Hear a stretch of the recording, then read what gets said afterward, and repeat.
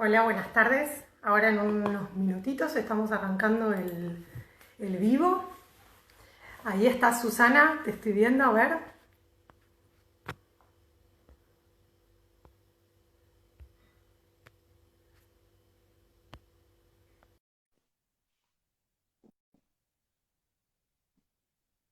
Muy buenas tardes a todos y todas y bueno, muchas gracias por estar ahí. Ahora en breve se está agregando Susana. Ah, ahí está.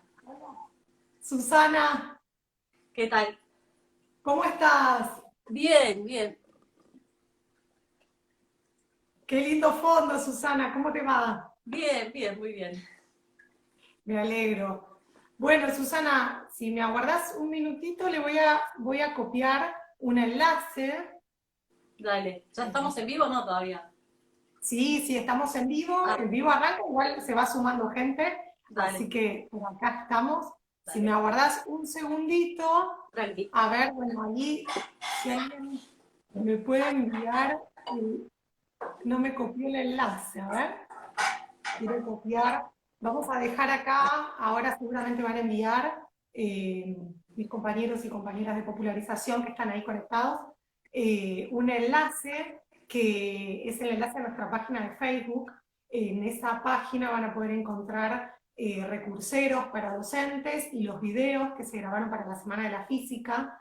Este vivo que estamos haciendo con Susana Landau viene un poco a colación de actividades que se hicieron la semana pasada en el marco de esto que estamos denominando popularización desde casa, y es como una continuidad en esta Semana de la Física, porque bueno, Susana nos va a hablar también de un tema que bien podría haber sido incluido en la Semana de la Física también, entonces vamos a seguir con esa propuesta. Así que si me mandan el enlace por ahí, ya lo copio, mis compañeros y compañeras en comentarios, pero bueno, si no en breve lo dejamos ahí fijado. Y ahí está, ahí, ahí Vale lo está, ahí Vale lo envió. Lo fijé, esa es la página nuestra y de ahí van a poder descargar esta información acerca de la Semana de la Física. Y de paso, también, en un ratito les voy a pedir que me manden también los datos de la charla, así también los fijamos y los dejamos abajo y quedan también para que sepan de qué se trata la propuesta de hoy. Así que, Susana, para arrancar y comentar un poco, simplemente que esto es popularización desde casa, son las propuestas que estamos haciendo desde el equipo de popularización de la ciencia, de la Facultad de Ciencias Exactas. Eh, la idea es continuar con estas propuestas de la Semana de la Física, y en ese sentido, la propuesta de hoy es una charla que preparó Susana, que se llama ¿Qué sabemos acerca del universo? Y para que quienes no la conocen, Susana es la doctora Susana Landau. Ella es licenciada en física, se recibió en nuestra Facultad de Ciencias Exactas y Naturales de la UBA. Además es doctora en astronomía por la Facultad de Ciencias Astronómicas y Geofísicas de La Plata. Es jefa de trabajos prácticos del Departamento de Física, investigadora independiente del CONICET, especialista en cosmología, trabaja en el Instituto de Física de Buenos Aires y su área de investigación es la cosmología y gravitación.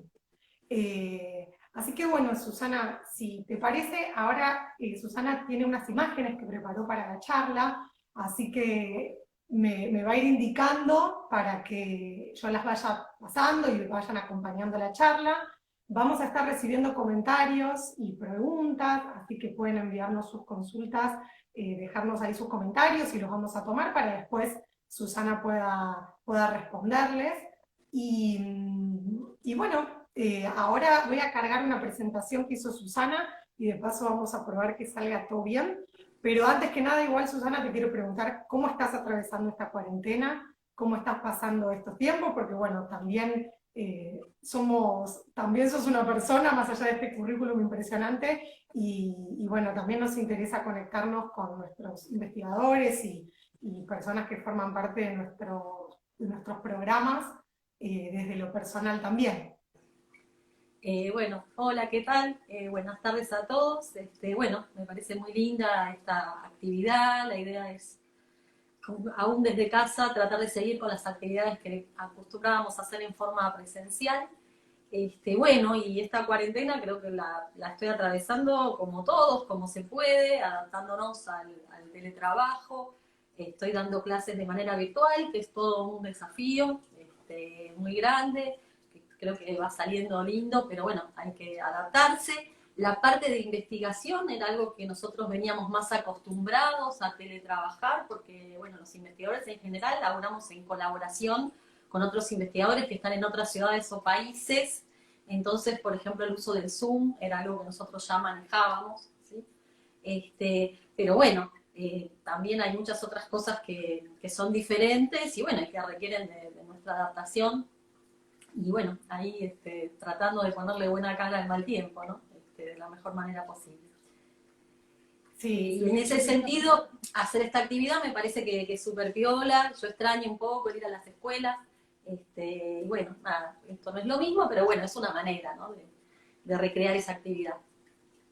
sí, quería comentarles también, porque bueno, dentro de las ventajas que uno vea esta posibilidad de poder conectarnos a través de las redes, en este caso de los vivos de Instagram, permite también acceder a escuelas que por ahí no hubieran llegado en el marco de los programas que nosotros habitualmente tenemos. Y en ese sentido también habíamos pensado en Susana para esta charla y para este formato, porque Susana nos acompaña desde hace muchos años en el programa Exactas a la Escuela, y a través de ese programa Susana brindó un montón de charlas y talleres, y con la particularidad que a nosotros siempre rescatamos, y la verdad que es muy, muy reconfortante saber que tu trabajo además suele ser ir a escuelas sin importar casi la distancia, sin importar el barrio en el cual se encuentran, y enseguida que alguien, que alguna escuela, que algún docente nos solicita la propuesta de ella, siempre ella acepta con gusto. Voy a fijar acá, a ver. Ahí está, ahí estoy fijando la actividad, para que sepan la actividad abajo. Así que también nos gustaba sumarte a esta modalidad. Tantas veces viajando, bueno, hoy que podemos hacerlo en esta otra, de esta otra manera, que tiene sus ventajas, a veces también es cómodo, y no genera ese tema de viáticos y traslados, también que estés en este formato. Sí, Así eso que si te también. parece...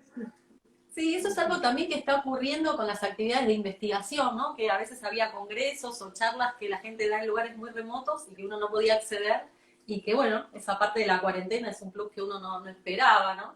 Que hay gente que puede acceder a charlas, a actividades que están en cualquier parte del planeta, y bueno, hay que poder aprovechar eso. Bueno, dale. Bárbaro, sí, tal cual. Es eso, las ventajas. Decía Valeria, mi compañera de popularización, que estamos rompiendo con el tercer cordón, que era nuestro límite a la hora del programa Exactas de la Escuela. Siempre nos pedían escuelas de otros lugares, del interior, y lamentablemente no podíamos acceder, y bueno, con esto estamos rompiendo esas barreras. Así que bueno, Susana, si te parece, yo ahora voy a poner la primera imagen, y arrancamos con la charla que se llama ¿Qué Dale, sabemos acerca del universo? dale. Vos arrancá cuando quieras. Bien, bueno, bienvenidos a todos a esta experiencia. Ahí lo que les está mostrando Lucía es, bueno, la primera slide que tiene que ver, la podés dejar ahí, está perfecto, ¿eh? Que Ahí dice, ¿qué va. sabemos acerca del universo? Que es un poco el título de esta charla, y cuando yo la preparaba, reflexionaba que esta pregunta acerca de qué sabemos acerca del universo es una pregunta que la gente se ha hecho a lo largo de la historia de la humanidad muchas veces. Y que la respuesta a esa pregunta ha sido diferente a lo largo de la historia de la humanidad. No voy a contar en esta charla cómo fue esa diferente respuesta. Eso sería para otra charla. Pero ha sido diferente. Y un poquito lo que es importante decir acerca de eso, que la gente cuando se responde esto, lo hace desde la cosmovisión, desde cómo piensa un montón de cosas dentro de su cultura y dentro del desarrollo de la ciencia, inmersa en esa cultura, y también, o sea, eso es una de las condiciones, de los marcos para responderse a esa pregunta, y el otro elemento igual o más importante es las posibilidades tecnológicas de observar el cielo. Eso también determina cómo vamos a contestar esa pregunta. Y bueno, un poco el objetivo de la charla es contarles qué sabemos acerca del universo desde el marco teórico de nuestra época y de la ciencia en Argentina y desde las posibilidades tecnológicas de esta época. Si querés, Lucía, podés mostrar la próxima filmina. Entonces, a mí me gusta empezar con esta filmina, que es un poquito un resumen de la historia del universo. Así como la ven, bueno, hay un par de letras que no se leen, pero ven un comienzo, ¿no? Hay una parte como un comienzo y la última parte como a la derecha tiene que ver con hoy, que es lo que nosotros observamos hoy, ¿no? Bueno, una de las cosas que sabemos del universo es que su edad es aproximadamente 13.800 millones de años. Y probablemente ustedes habrán escuchado, tal vez no, que se dice que el universo empezó con un Big Bang o gran explosión. Y no sé qué se imaginan ustedes cuando yo digo Big Bang o gran explosión. Capaz que se imaginan unas bolas de fuego y un montón de material que explota. Bueno, no es eso lo que estamos pensando cuando hablamos de Big Bang o gran explosión. Lo que estamos pensando es que en ese momento, que es el momento donde se crean el espacio y el tiempo, de acuerdo al modelo cosmológico estándar, que es el marco que nosotros tenemos para explicar hoy en día y aquí el universo, es en una expansión acelerada del espacio, ¿sí? Entonces, en este primer instante inicial, fíjense que no digo ni siquiera minuto, porque un minuto es un montón en la historia del universo.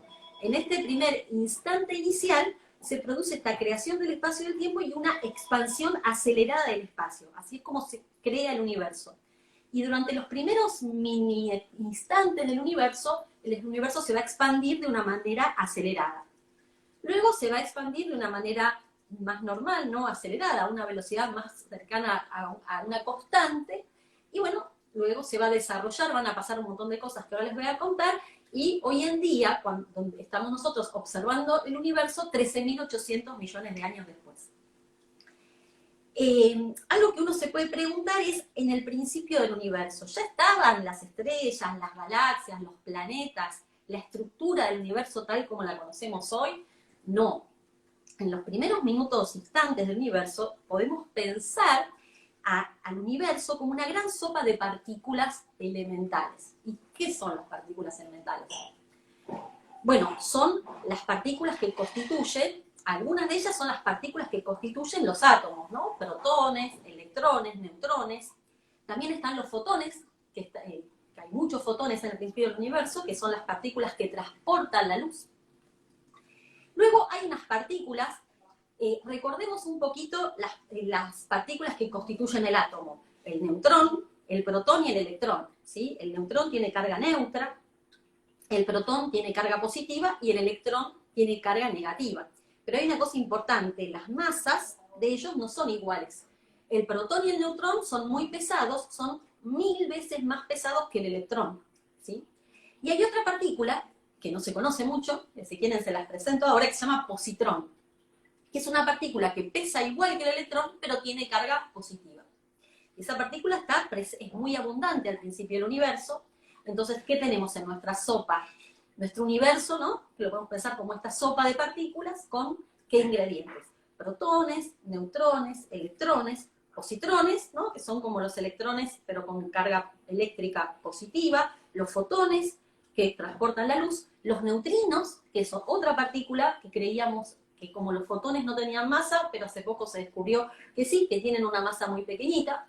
Bueno, y todas estas partículas están en esta gran sopa de partículas muy calientes y están chocando unas con otras en el principio del universo, donde les decía, todavía no tenemos ni estrellas, ni galaxias, ni planetas, ¿sí? Recién a los 3 primeros minutos del universo se forman los núcleos de los átomos livianos, como deuterio, helio 4, helio, litio y berilio, ¿sí? Recién los primeros 3 minutos. Y recién 380.000 años después del Big Bang se forman los primeros átomos de hidrógeno, seguido después, muy cortito después, también se forman los primeros átomos de helio. Recién 200 millones de años después del Big Bang se forman las primeras estrellas y galaxias, ¿sí? O sea que, bueno, esta es una imagen un poquito de cómo fue la formación del universo de una manera rápida. Algo que quería agregar a esta imagen, ¿no? de la sopa de partículas que está chocando al principio del universo, que yo le decía chocan, pero no de cualquier manera. Chocan mediante reacciones que crean y destruyen partículas. Algunas de esas reacciones justamente son las que producen los núcleos de los elementos livianos. Entonces, al principio del universo se producen pocos elementos livianos. Pero luego, yo les dije, el universo está muy caliente al principio, pero el universo también se expande. Y ahora, en la próxima filmina, vamos a explicar un poquito más qué queremos decir cuando hablamos de que se expande. Pero por ahora, créanme que se expande. Entonces, este universo que se está expandiendo, al principio, formar núcleos de los elementos livianos, de deuterio, de litio, de helio 3, helio 4, no es algo fácil. Energéticamente no está favorecido. Pero a medida que este universo se va expandiendo, esta formación de los núcleos de los elementos más livianos, los primeros elementos de la tabla periódica, se va a favorecer y entonces se van a formar en los primeros 3 minutos. Algo parecido podemos pensar con la formación de átomos de hidrógeno, ¿sí? Antes de los 380.000 años del Big Bang, los fotones y los electrones chocaban todo el tiempo, ¿sí? Y energéticamente era más favorable para los fotones y los electrones chocar entre ellos que para los electrones combinarse con un protón y formar un átomo de hidrógeno. Pero a medida que se produce esta expansión del universo y que baja, por lo tanto, la temperatura, también de esta sopa caliente, se empieza a favorecer la formación de hidrógeno neutro y 380.000 años después del Big Bang se forman estos primeros átomos de hidrógeno. ¿Y qué ocurre además de eso? ¿Qué pasa con estos fotones que estaban chocando con los electrones todo el tiempo? Bueno, estos fotones se quedan sin compañeros de juego y van a viajar por el universo hasta nosotros, y nosotros los podemos observar hoy en día. Esta radiación se llama el fondo cósmico de radiación. Es una radiación muy importante para nosotros los cosmólogos. ¿Por qué? Porque estos fotones nos traen información de qué fue lo que pasaba al principio del universo, cuando todavía no había ni estrellas, ni galaxias, ni planetas. Entonces tienen información sobre cómo fueron las condiciones físicas en el momento de la formación del hidrógeno neutro. También tienen información indirecta sobre los primeros instantes después del Big Bang, ¿sí? Es importante decir que estos fotones son la luz o radiación electromagnética más antigua que nosotros podemos observar. No hay información más vieja sobre el universo que estos fotones, ¿sí? Estos fotones tienen una información indirecta sobre estos primeros instantes después del Big Bang, ¿sí? Pero es indirecta, no es una foto, ¿sí? Esto es muy importante. Y además, ¿sí? O sea, para que entiendan la importancia de esta radiación, y además estos fotones viajan por todo el universo, y vamos a ver más adelante, pero tal vez algo escucharon, de que la luz se curva en presencia de objetos masivos. Entonces estos fotones van a atravesar todo el universo con sus galaxias, con sus cúmulos de galaxias, con sus agujeros negros. Entonces nosotros al observarlos vamos a obtener toda la información de la distribución de esa materia, porque estos fotones fueron curvados cuando, por ejemplo, había un cúmulo de galaxias. Entonces, como ven, estos fotones no solo nos traen información del universo temprano, cuando se formaron los átomos de hidrógeno, sino también de la distribución de materia a lo largo de todo el universo, ¿sí? Entonces, justamente esta radiación, el fondo cósmico de radiación, es una de las mejores herramientas que nosotros tenemos hoy en día para observar el universo. Bien, ¿qué más sabemos sobre el universo? ¿Querés, Lucía, pasar a la próxima filmina? Dale. Me paso a... Bien, otra cosa que nosotros sabemos sobre el universo es algo que ya fui comentando, que es esto de que el universo se expande, ¿sí? ¿Qué quiere decir que el universo se expande? Bueno, para pensar un poquito qué es lo que quiero decir cuando digo que el universo se expande, vamos a pensar que todo el universo vive en la superficie de un globo, ¿sí? Como el que está en la figura. Y bueno, como yo soy física y quiero estudiar el mundo físico, siempre lo hago a partir de un sistema de coordenadas, porque eso organiza mi vida y hace que yo pueda escribir ecuaciones. Los físicos trabajamos de esa manera, escribiendo ecuaciones, describiendo los sistemas que queremos estudiar con matemáticas. Bien, entonces, si yo les digo, bueno, vamos a imaginar que todo mi universo está sobre este globo, lo primero que voy a hacer para estudiar el globo es dibujar mi sistema de coordenadas, que son esas líneas que ustedes ven, que no es lo mismo un sistema de coordenadas sobre un globo que es curvo que en un papel que sería plano. Eso es lo primero a observar. Bueno, y sobre ese sistema de coordenadas, ven que hay como dibujados unos puntitos, ¿sí? Que son las galaxias. Es un mapa de las galaxias del universo que nos conocemos. Entonces, ¿qué pasa si yo inflo el globo ahora? ¿Qué va a pasar con la distancia entre las galaxias si yo inflo el globo? Lo que va a pasar es que las galaxias se van a separar, las distancias se van a agrandar, ¿sí? Pero esto no es porque las galaxias se estén moviendo una respecto de la otra, sino porque el globo se está inflando por efecto de que yo le puse aire, ¿sí?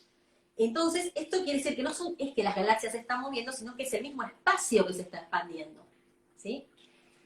Bien, ¿cómo sabemos esto de que el universo se está expandiendo? Bueno, Hubble, si verdaderamente las galaxias se alejan unas de otras, nosotros cuando vemos la luz de las galaxias deberíamos ver que la velocidad de las galaxias siempre es alejándose de nosotros. O sea, esto como más técnicamente decir que sus espectros, un espectro es la descomposición de la luz en sus longitudes de ondas fundamentales, están corridos al rojo. Bueno, y justamente un gran astrónomo, Hubble, en 1929, descubrió que todos los espectros que él observaba de galaxias estaban corridos al rojo. Y la manera de explicar este hecho observacional, ¿sí? Si no se entiende bien qué quiere decir con los que los espectros están corridos al rojo, piensen que él midió todas las velocidades de las galaxias y todas le dieron que todas las galaxias que observaba se estaban alejando de nosotros. Entonces, en base a este hecho empírico observacional, Hubble fue a los físicos teóricos y les dijo, bueno, ahora construyan un modelo de universo que pueda explicar esto que observamos. Y el modelo que construyeron fue este, de un universo que se expande, ¿sí? Se construye como explicación a esta evidencia empírica de que las galaxias se están alejando. Entonces, por eso sabemos que el universo actual se está expandiendo y además, por observaciones posteriores, más recientes, del año 1998, sabemos que en los últimos 11.600 millones de años, recuerden, el universo tiene 13.800 millones de años, en los últimos 11.000 millones de años, el universo se está expandiendo de manera acelerada. Bien, pasamos a la próxima filmina. Bien, ¿qué otra cosa sabemos además del universo? Sabemos muchas cosas, y hay muchas que no sabemos. Eso es lo que hace interesante estudiarlo.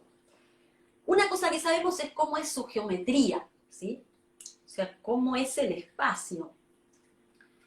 Bien, y entonces probablemente ustedes se pregunten, pero ¿cómo podés saber cómo es la geometría de todo el universo? Si, bueno, la tecnología, yo al principio de la charla les mencioné que uno se responde la pregunta sobre el universo en base a sus posibilidades tecnológicas. Hoy en día tenemos muchísimas más posibilidades tecnológicas que las generaciones que nos precedieron, pero también tenemos limitaciones. Podemos explorar una parte del universo, pero no todo.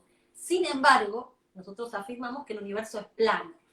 Y lo que estoy tratando de mostrar en esta filmina, no sé si se ve bien, si lo pueden ver bien, son tres geometrías distintas. Ustedes ven, hay un animalito que está en tres geometrías distintas. Una es un plano, la otra es una esfera, y la otra es una tipo silla de montar. Y lo que tal vez ustedes puedan ver, yo lo estoy viendo más de lejos, en la filmina es la trayectoria de dos rayos de luz en cada una de esas geometrías distintas. La trayectoria de los rayos de luz es diferente según la geometría del universo que uno tenga. Y uno puede medir la trayectoria de fotones.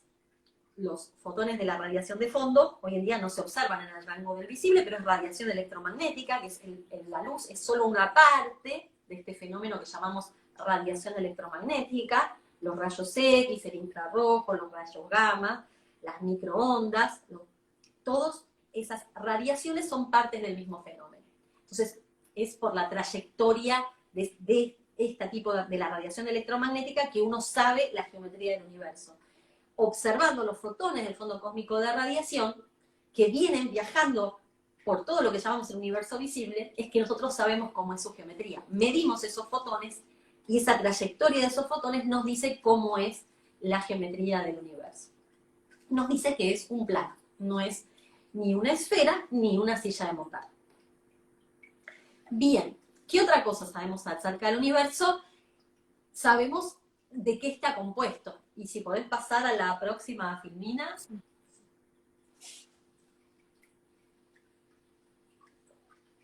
Bien, ¿de qué está compuesto el universo? Bien, no sé si se leen bien los números, lo que ven en la filmina es una torta, ¿sí? Mostrando, o sea, el universo tiene distintos componentes de materia-energía, lo llamamos, bueno, ahí se fue, no antes, la torta. Bien, solo un 4% del universo está compuesto de lo que llamamos materia normal, que son protones, electrones, neutrones, lo que estamos hechos todos, las estrellas, los planetas, protones y neutrones, materia normal. Solo un 4% de la materia, energía total del universo es materia normal. Aproximadamente un 23% es lo que llamamos materia oscura. ¿Qué es la materia oscura? Bueno, la materia oscura es materia que no emite ni absorbe luz, ¿sí? Entonces, ¿cómo sabemos que está ahí? Bueno, sabemos que está ahí porque sí pesa, ¿sí? Una pregunta que nos hace es, bueno, ¿cómo si acá, donde yo estoy sentada, entra un hombrecito que está compuesto nada más de materia oscura, ¿yo me voy a dar cuenta de su presencia? No, no me voy a dar cuenta. Ahora, si yo tengo una balanza y el hombrecito se sube a la balanza, sí me voy a dar cuenta. O sea, la materia oscura pesa, no emite luz, no la podemos ver, ¿sí? Pero tiene peso, tiene efectos gravitatorios, puede modificar la trayectoria de estrellas y planetas y de estrellas, por ejemplo, en una galaxia. Tener mucha materia oscura en una galaxia va a hacer que la trayectoria de sus estrellas, de las estrellas de la galaxia, sea distinto. Y esa es una de las maneras las cuales se detectó la materia oscura. Otra manera de pensarlo es cuando chocan dos cúmulos de galaxias, la materia normal emite radiación electromagnética y se va frenando. La materia oscura no. Entonces, uno puede ver la diferencia de velocidades, ¿sí? De la materia oscura con la materia normal. Y esa es otra de las maneras que tenemos de saber que aproximadamente un 23% del universo está compuesto de materia oscura. Tenemos problemas con la materia oscura en el sentido de que no sabemos describirla exactamente, no sabemos de qué partícula está compuesta, ¿sí? Yo les hablé del principio del universo, donde había una gran sopa de partículas, también tendrían que andar por ahí las partículas de materia oscura, pero por ahora no conocemos sus propiedades, como sí conocemos propiedades de los protones, neutrones, electrones, positrones, neutrinos, fotones, todos ellos conocemos sus propiedades. De las partículas de materia oscura conocemos algunas propiedades, pero hay muchas que no conocemos aún. Hay un gran esfuerzo de un montón de experimentos destinados a medir partículas de materia oscura en la Tierra y ninguno pudo detectar nada todavía. O sea que es un gran misterio de la cosmología, un área donde hay es una área muy activa de investigación, hay muchísima gente estudiando y esperamos que en algún momento haya alguna respuesta. También es importante decir que como no se pudo aún detectar en la Tierra la materia oscura, hay algunos científicos que proponen que la materia oscura no existe y que todo eso que nosotros explicamos mediante la materia oscura se puede explicar si la teoría de gravitación, ¿qué es la teoría de gravitación? La teoría que nos explica cómo es la atracción entre los planetas y las estrellas, ¿no? La teoría de gravedad, que nos explica cómo los distintos cuerpos son afectados por el hecho de tener masa. Bien, si nosotros, en vez de nuestro marco teórico ser la relatividad general de Einstein, tomamos una teoría alternativa, de las que no son muy famosas, pero que existen, propuestas por muchos científicos, hay algunas de esas teorías que nos pueden explicar bastante bien la existencia, todos los datos que en general nosotros los explicamos mediante la materia oscura. Pero no explican todos los datos, algunos nada más. Entonces, pero es una propuesta que está vigente, ¿no? O sea, tenemos bastante certeza de que el 23% del contenido de materia y energía del universo es materia oscura, pero también hay otras propuestas dentro de la comunidad científica que están siendo discutidas. Por ahora prevalece la propuesta de la materia oscura. Esto no es algo raro en la manera que uno hace ciencia, ni es algo que no ha pasado nunca en la historia de la humanidad, ¿no? O sea, muchas veces la ciencia se estudia y una propuesta para explicar algún fenómeno es adoptada por los científicos de manera mayoritaria, pero hay siempre una minoría que en forma crítica desarrolla teorías alternativas y a veces cuando es lo que se llama el paradigma dominante entra en crisis, bueno, es muy útil los trabajos de los científicos que trabajan en el paradigma alternativo. Y bueno, de hecho, algunas de mis investigaciones que hemos hecho son en estas teorías alternativas. Y por ahora vemos que funciona mejor el modelo estándar, ¿no? Es importante decirlo, pero hay que valorar mucho también que se haga investigación en lo que es alternativo, aunque no sea para verificar en lo que estamos creyendo todos, que es la materia oscura que no emite ni absorbe luz, que la podemos detectar por sus efectos de gravedad, pero que aún no la pudimos detectar en la Tierra, y este es un misterio muy interesante que continúa abierto y que, bueno, espero que en otras charlas poder contar más de esto. Bueno, entonces hablamos de que un 4% es materia normal, un 23% es materia oscura, y nos falta otro 70 y pico por ciento de contenido de materia y energía del universo. ¿Qué es eso? No es materia normal, no es materia oscura. ¿Qué es? Bueno, es algo todavía mucho más misterioso, que se llama energía oscura, ¿sí? Y que se propuso, ahora voy a contar un poquito qué es, se propuso que el universo tiene aproximadamente un 73% de energía oscura a partir del descubrimiento, de un descubrimiento que se hace a partir de medir brillos y velocidades de supernovas tipo 1A. Se propone que un 73, aproximadamente 73% del universo está lleno de este componente que llamamos energía oscura, para poder explicar la expansión acelerada del universo. O sea, los brillos de estas supernovas nos indicaron que la expansión del universo en estos últimos 11.000 millones de años se produce de manera acelerada. La manera que tenemos de explicarla, la mejor manera que en este momento hay de explicarla, es decir que un 73% del universo está compuesto de esta energía oscura, que ¿cuál es su propiedad principal? Su propiedad principal se puede entender de esta manera. Imaginen que yo tengo un balde con un gas normal, ¿sí? Estoy con mi balde, con mi gas normal, y agarro un pistón y empiezo a presionar ese gas. Y me va a costar, ¿no? Porque el gas ejerce presión y voy a tener que hacer fuerza, ¿no? Para poder deslizar mi pistón. Eso es lo que pasa con la materia normal, cómo funciona la presión en materia normal.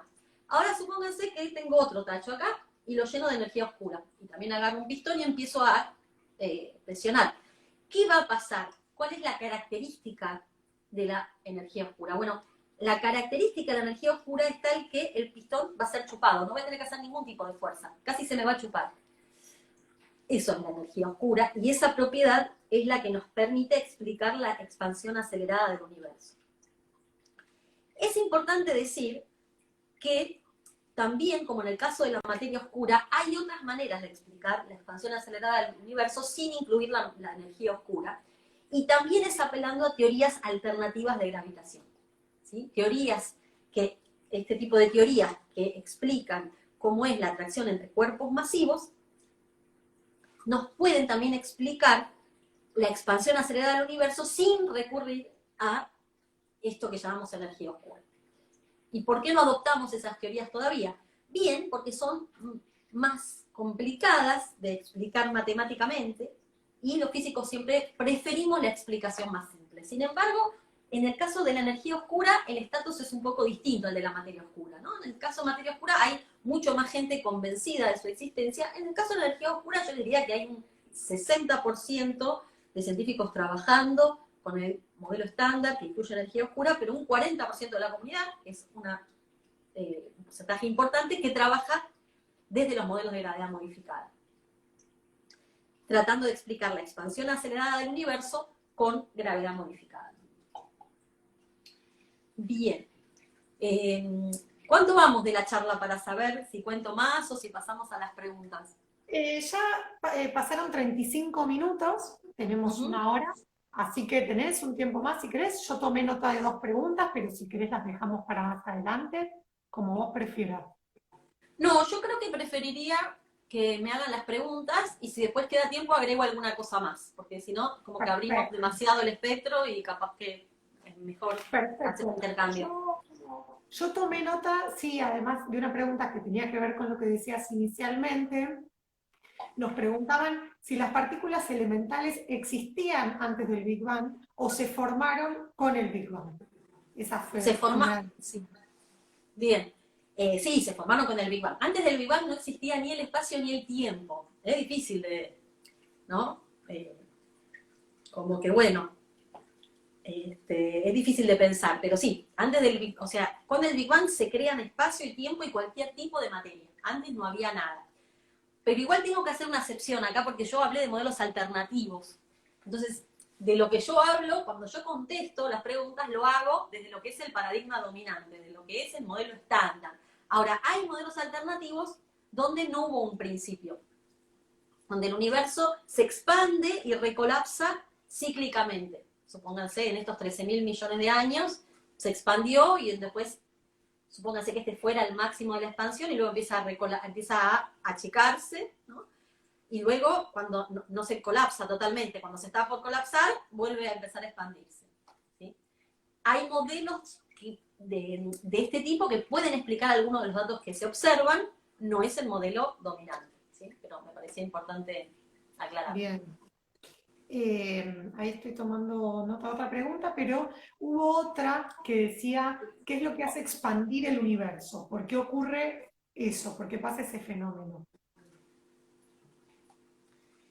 Bueno, tiene que ver con los contenidos de estas distintas energías, ¿no? Es justamente este contenido que tiene de estas energías, de estas, perdón, energías no, componentes de materia y energía oscura, materia normal, se comportan, tienen distintos comportamientos y todos estos comportamientos contribuyen a que el universo se expanda como nosotros lo vemos hoy en día.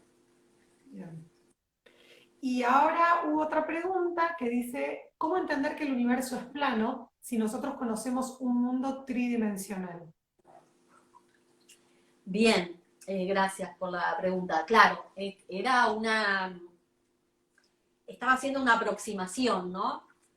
Cuando hablaba de plano, capaz que me estoy refiriendo a un plano en 3 dimensiones. Pero cuando hablo de geometría, piensen tanto en la figura geométrica, sino a cómo es la trayectoria de rayos de luz. A eso, ¿sí?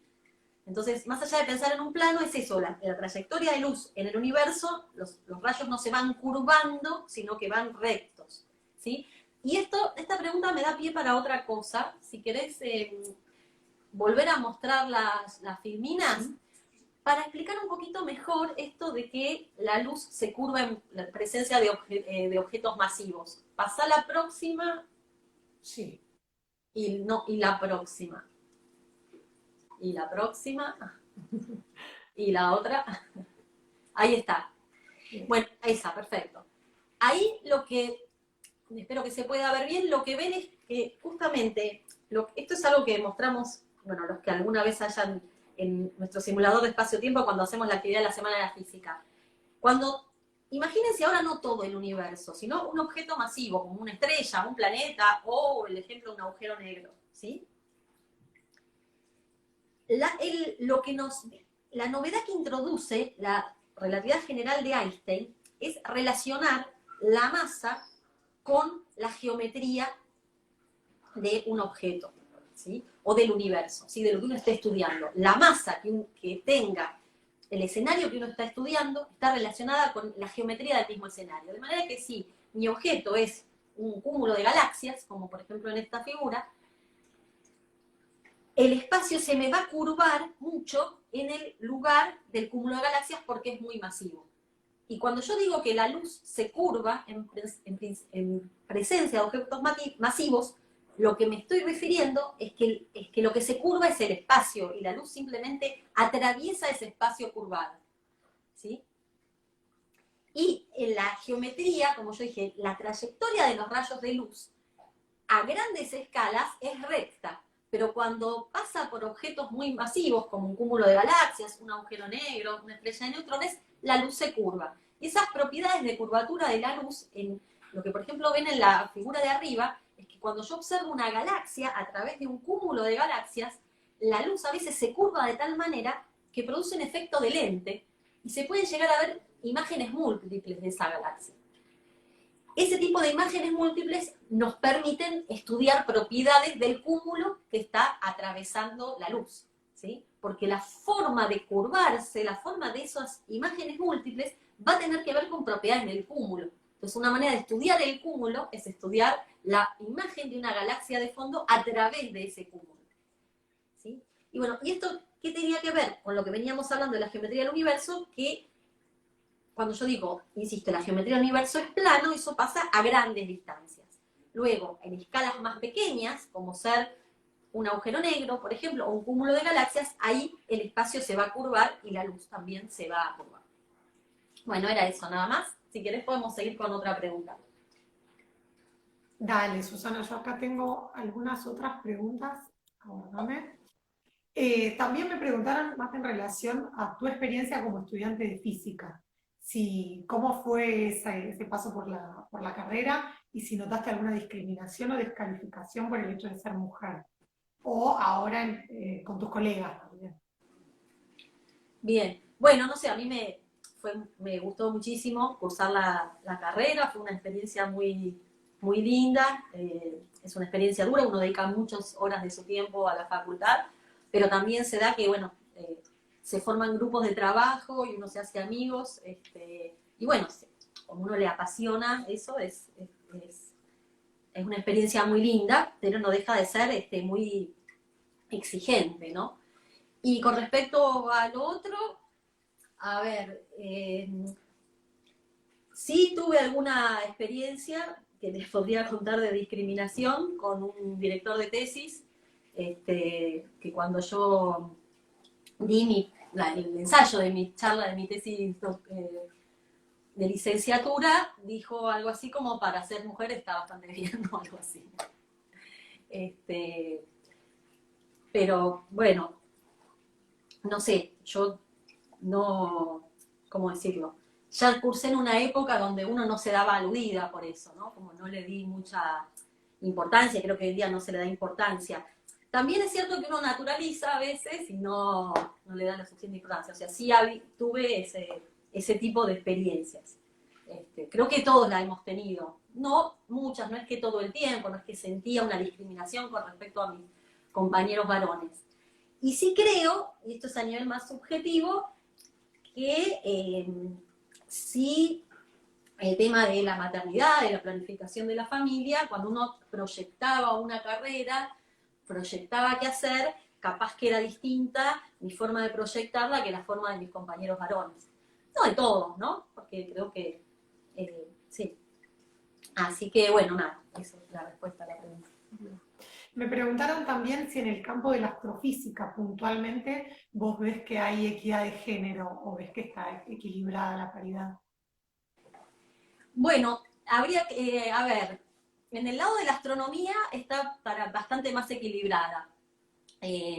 Uno va a un congreso de astronomía y hay bastante equilibrio, pero va a un congreso de física teórica y no hay ningún equilibrio ahí.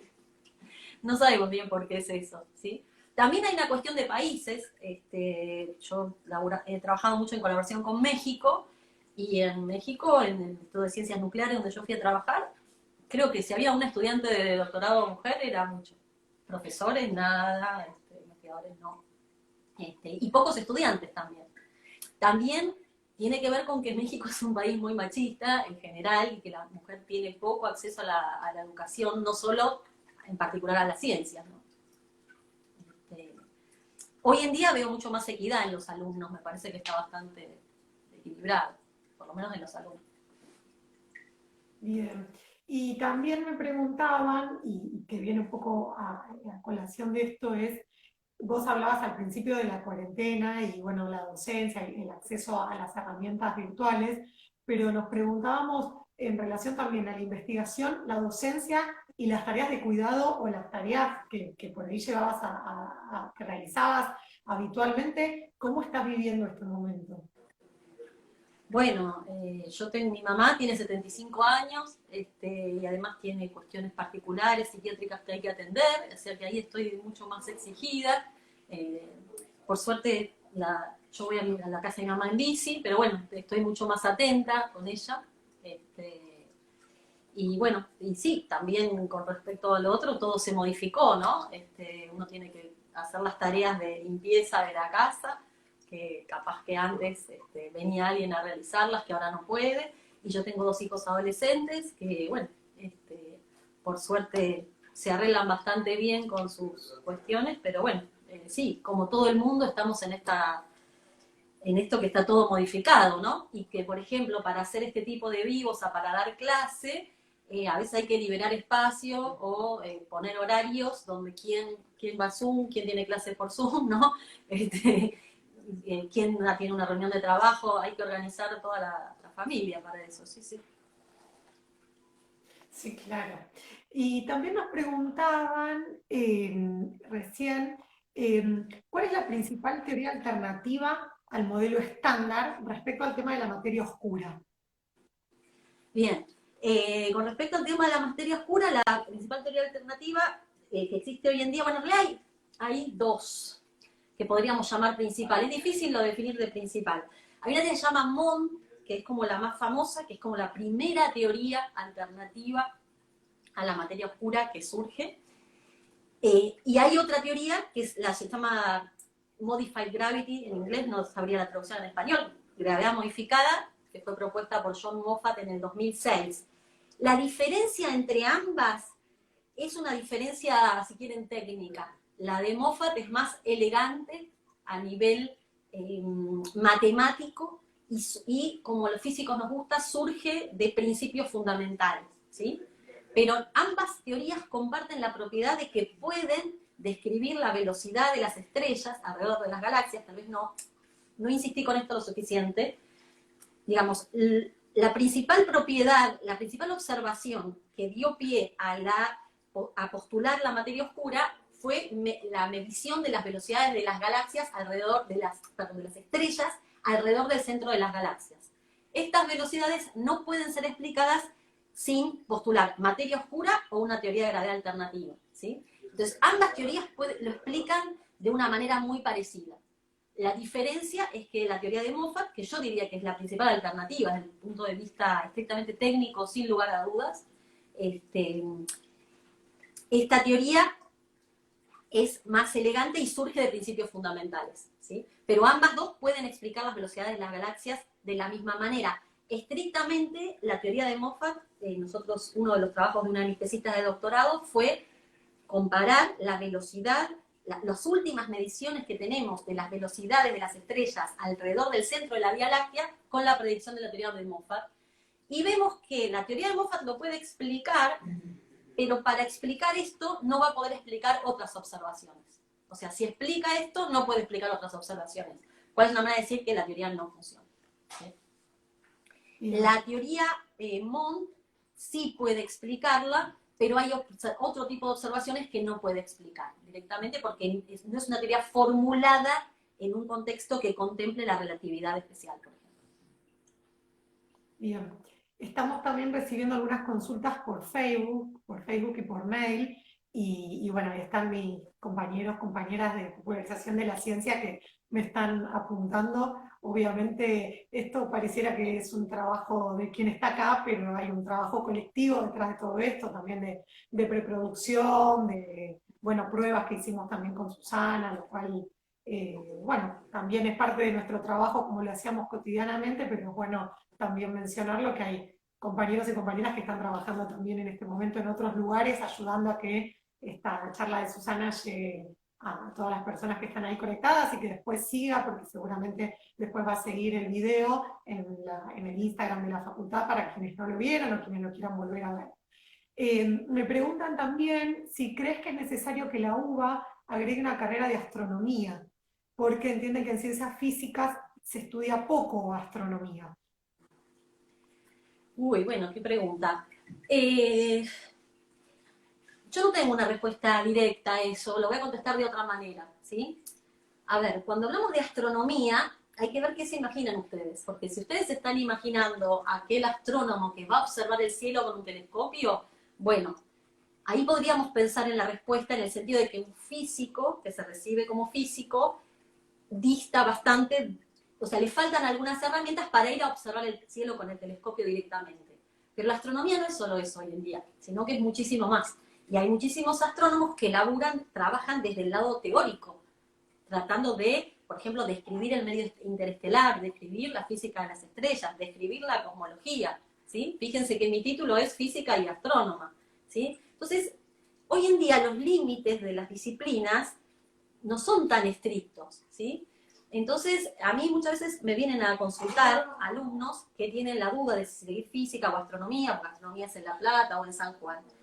Y lo que yo les contesto es, salvo de que vos estés absolutamente seguro que lo que querés hacer el día de mañana es observar el cielo, podés hacer perfectamente la carrera de física, hacer materias optativas, como trabajo de lo que se llama laboratorio, podés ir a observar el cielo y te lo van a validar, y vas a tener una formación que va a ser muy buena como astrónomo, ¿no? Capaz que a lo sumo tenés que hacer un par de materias complementarias para entender algunos principios básicos de astronomía. Entonces, mi respuesta sería esa, ¿no? Tal vez si hay un interés masivo en tener astrónomos observacionales, bueno, ahí sí podríamos pensar en una carrera de astronomía. Esa sería mi respuesta. Bien, bien, Susana. Y bueno, acá por último me pasan una pregunta que es, estudios actuales señalan que la desigualdad académica entre hombres y mujeres se intensificó. Las mujeres están publicando menos que antes y los varones más. ¿Sucede también así en tu campo? No tengo estadísticas al respecto. A ver, sí, pero en el congreso que fui hace 2 años, que era un congreso de materia oscura, justamente, hubo un espacio de género y bueno, y se habló mucho de esto y sí, sí, sí, sucede. Sí. Bien. Y acá me dicen, a medida que pasa el tiempo, obtenemos menos información sobre el fondo cósmico de microondas. No, qué buena pregunta. No, seguimos obteniendo cada vez más porque hay que pensar que estos fotones vienen de distintas partes del universo. Entonces todo el tiempo nos está llegando la información de estos fotones. Estos fotones vienen de distintas partes y recorrieron distintos lugares. Entonces siempre nos va a seguir llegando información. De hecho, aprovecho la pregunta para comentar, porque estas cosas, uno dice, bueno, ¿y quién se dedica a observar esto? En la Argentina no será. Tenemos muchas veces la imagen de que todo lo importante se produce en el hemisferio norte y no es así. Comentarles que, por ejemplo, uno de los cielos más codiciados es el de Chile, hay muchísimos telescopios muy importantes instalados justo acá nomás, en Chile, y que en Salta en este momento se está desarrollando un polo astronómico. En este momento hay solo 2 colaboraciones, el telescopio Llama, es un telescopio de rayos X, una colaboración de Argentina y Brasil, y el experimento CUBIC, que también está en etapa, son proyectos, ¿no? Todavía no se encuentran operando.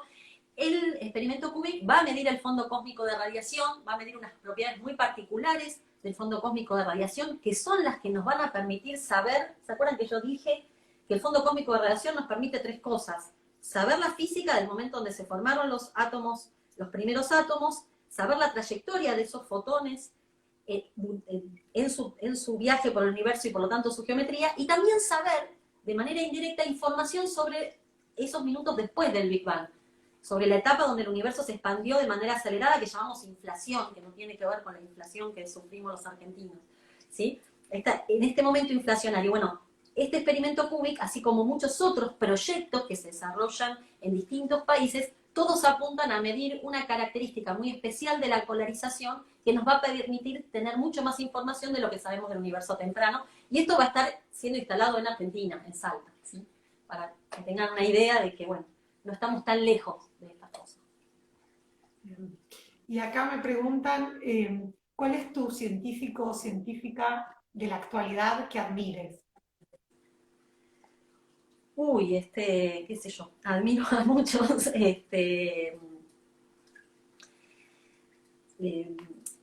no sé, pensaría en Julia Weidenauer, que es una científica que observa espectros de cuasares en el hemisferio norte. No es gente tan conocida, ¿no? No tiene tanta prensa, pero bueno, son gente de mi área que admiro. John Barrow, que es un científico que se dedica a este tipo de teorías alternativas, ¿no?, en las cuales yo trabajo. En particular, Barrow se dedica a estudiar teorías donde las constantes fundamentales de la naturaleza, como ser la carga del electrón, la masa del electrón, pudieron tener un valor distinto del actual en el desarrollo de la historia del cosmos. ¿Sí? Son teorías muy interesantes, son alternativas. Todavía no hay ninguna evidencia acerca de que realmente la carga o la masa del electrón pudieron haber sido distintos durante la historia del universo. Todos los experimentos que se hicieron apuntan a que son iguales, pero bueno, es una posibilidad que se estudia y que es muy interesante, y John Barrow es uno de los mayores teóricos que se ha dedicado a estudiar el caso, y además hace libros de divulgación, digamos, es una persona muy conectada con la divulgación, por eso lo admiro. Y acá, a ver, hay una más, si llegamos, tenemos unos 4 minutos más o menos. Dice, ¿cómo entiende la astrofísica el concepto del entrelazamiento cuántico y la velocidad de la transmisión de perturbaciones a una velocidad superior de la luz? Bueno, me parece que eso se estudia desde la mecánica cuántica, ¿sí? No tengo nada particular para comentar desde la astrofísica, no se me ocurre por ahora ningún experimento, observación o proyecto relacionado para medir el entrelazamiento cuántico. Por ahora, esas discusiones están más en el área de la mecánica cuántica y de aquellos que estudian de manera experimental las propiedades de la mecánica cuántica. Bien. Bueno, Susana, la verdad que me parece que logramos completar además todas las preguntas, hubo de distinto tipo y muchos que dejaron acá. La verdad que fue para mí por lo menos una muy linda experiencia toda la previa, compartir este momento, este rato, conectarnos también con gente que habitualmente por ahí nos cruzamos en los pasillos o en la semana. También quiero aprovechar para saludar a mis compañeros Guillermo Matei, que además es físico, entonces también es una conexión con esta semana de la física, que fue la semana que hubiera sido la semana pasada en forma presencial, y que la hicimos con esta otra modalidad de actividades, videos y un recursero virtual, que como les decía, está el link y en Facebook, en nuestra página de popularización de la ciencia, pueden acceder y van a poder ver los materiales, siguen ahí, para quienes lo quieran ver, docentes, estudiantes, igual también en nuestras redes nos pueden escribir. Y bueno, agradecerte muchísimo, Susana, por tu tiempo. Siempre es un gusto contar con vos en nuestros programas, tanto presenciales como virtuales, como exactas a la escuela durante tantos años, y ahora en esta nueva modalidad, así que seguramente vamos a seguir pensando propuestas y invitándote, obviamente. Bueno, yo lo último que quería agregar es un agradecimiento muy grande a todo el equipo técnico, que como muy bien mencionaste, que hay detrás, no equipo técnico, sino divulgadores, gente que labura en popularización, porque sí, para llegar a esta conversación hay muchísimo trabajo detrás, y bueno, agradecer a todo el mundo que se esfuerza para que esto salga adelante. Buenísimo. Bueno, gracias por tu tiempo, Susana. Seguimos en comunicación. Gracias a todos y todas que estuvieron ahí mirando esta charla, que va a quedar ahí guardada. Y bueno, esperamos nuevamente volver a encontrarnos, así sea virtualmente. Muchas gracias.